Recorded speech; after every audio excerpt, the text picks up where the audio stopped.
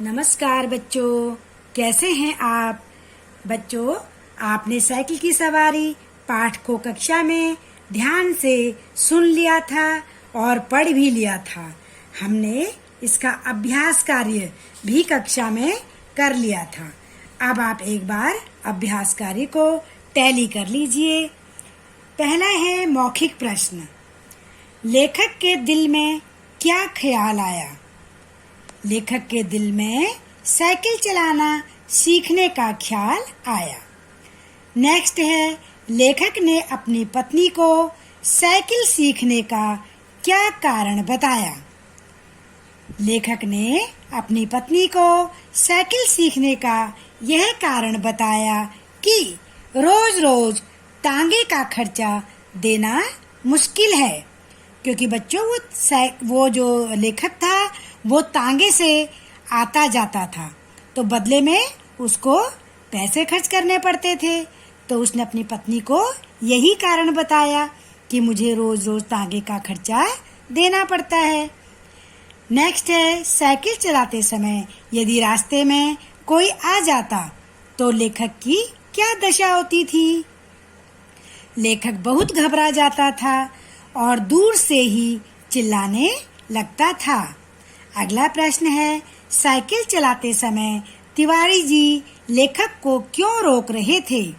Cycle चलाते समय तिवारी जी लेखक को इसलिए रोक रहे थे क्योंकि उन्हें कोई जरूरी बात बतानी थी। या इसको आप छोटे और संक्षिप्त में ऐसे बोल सकते हैं, बड़ी जरूरी बात बताने के लिए साइकिल चलाते समय तिवारी जी ने लेखक को रोका। लेखक किस पर इल्जाम लगाना चाहता था?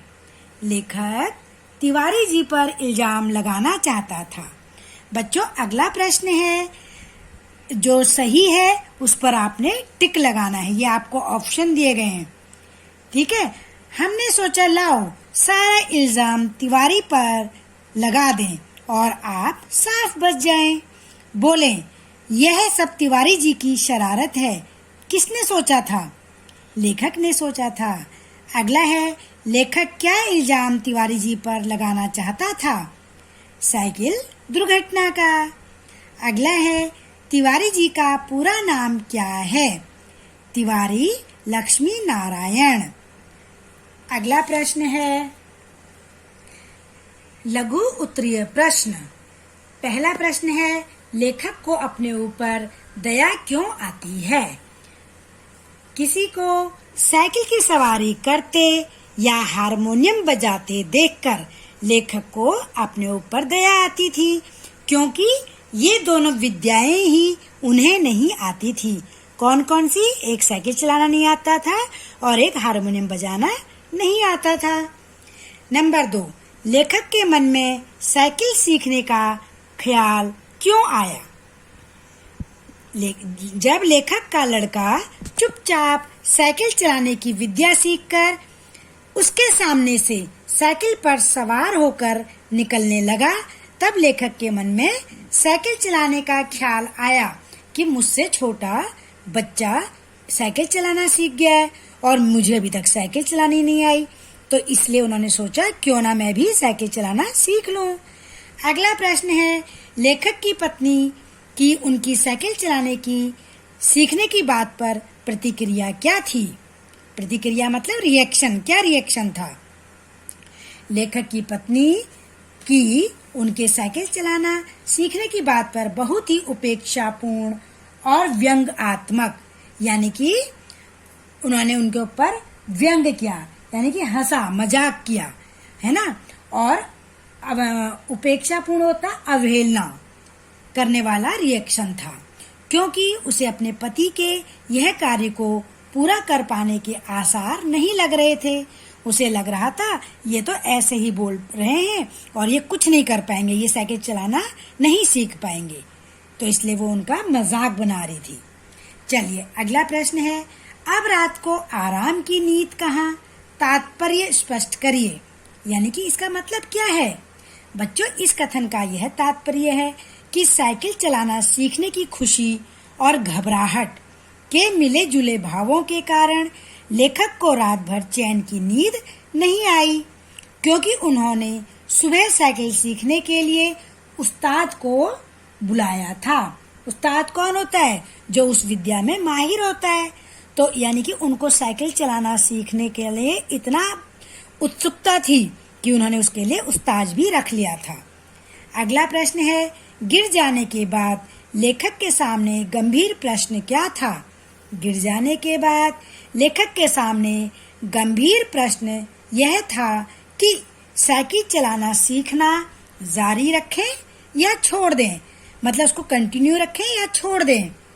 अपनी पत्नी के सामने अपने आत्मसम्मान की रक्षा कैसे करें, क्योंकि वह तो पहले ही उनके साइकिल चलाना सीखने पर संदेह कर रही थी।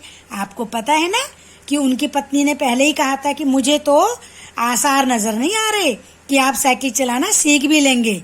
तो इस बात से उनको लगा अगर मैं साइकिल छोड़ दूंगा तो फिर वो मेरा मजाक उड़ाएंगी, इसलिए अपने आत्मसम्मान की रक्षा का प्रश्न उनके पास था। अब अगला प्रश्न है, मुहावरे को रिक्त स्थान में भरना है। बच्चों, आपको पता है कि मुहावरे का अपना सीधा सीधा अर्थ नहीं होता, बल्कि कोई विशेष अर्थ होता है। तो ये आपको मुहावरे दिए गए हैं, यहाँ से आपने इनको लिखना है। नौकर मालिक को भाग गया, क्या? चकमा देकर। चकमा देकर मतलब क्या होता है? चकमा देकर मतलब धोखा देकर। ठीक है।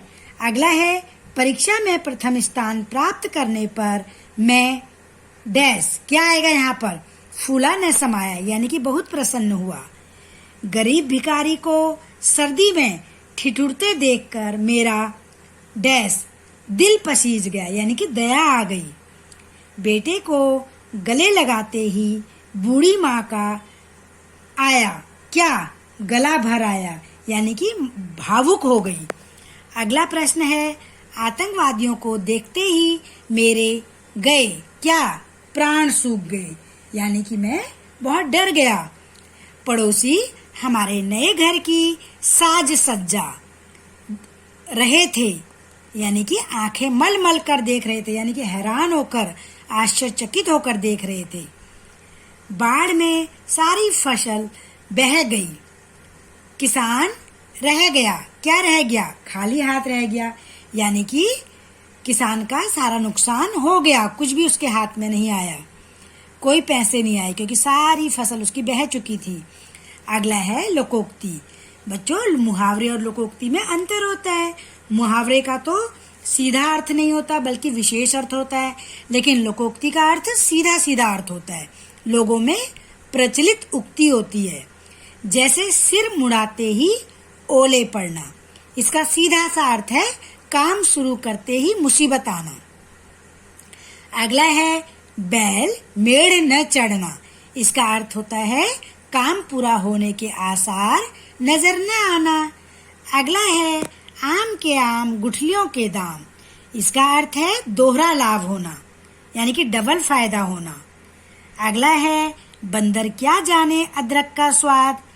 इसका अर्थ होता है मूर्ख गुणों का महत्व नहीं समझता।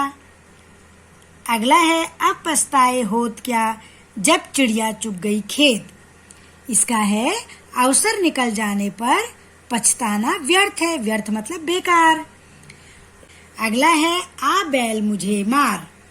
इसका है स्वयं मुसीबत को मोल लेना। तो बच्चों, ये लोकोक्तियां हैं। अगला है देशज शब्द क्या होते हैं? जो देश में प्रचलित होते हैं, ठीक है, बोलियों और भाषाओं में उनका प्रयोग होता है। और विदेशी जो विदेश से सीधे हमारे हिंदी में यूज किए जाते हैं, इस्तेमाल किए जाते हैं।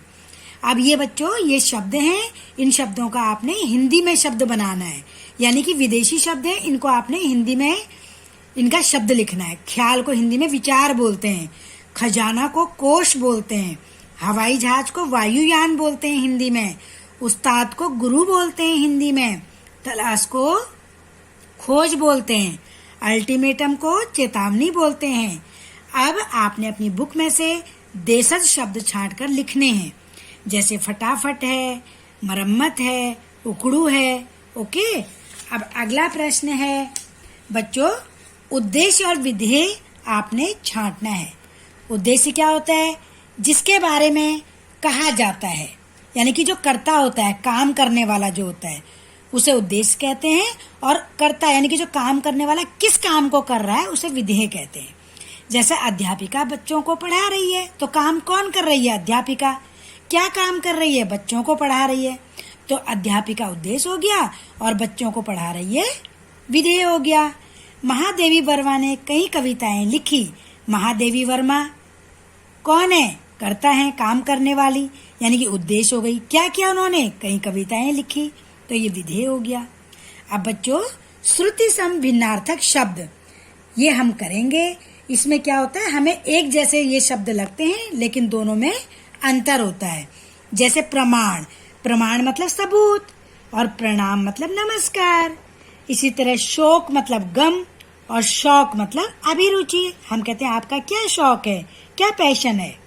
अगला है और मतलब तरफ, और मतलब की ओर भी होता है, और मतलब अन्य। अब देखिए पका, पका मतलब पका हुआ, पक्का मतलब मजबूत। अगला देखिए कोश, कोश मतलब शब्द भंडार, और कोश मतलब खजाना। अगला है तरंग, तरंग मतलब लहर, और तुरंग मतलब घोड़ा। आगे देखिए तांगा, तांगा मतलब घोड़ा गाड़ी, यानी कि जो घोड़े से खींची जाने वाली गाड़ी होती है, और तागा मतलब धागा। कृपण मतलब कंजूस, और कृपाण मतलब तलवार। तो बच्चों, ये मैंने आपको लघु उत्तरीय और अभ्यास कार्य कराया है। लघु उत्तरीय प्रश्नों के उत्तर आप अपनी नोटबुक में सुंदर सुंदर लेख में करेंगे, और अभ्यास कार्य को अपनी पुस्तक में पूरा करेंगे। दीर्घ उत्तर हम नेक्स्ट वीडियो में बनाएंगे।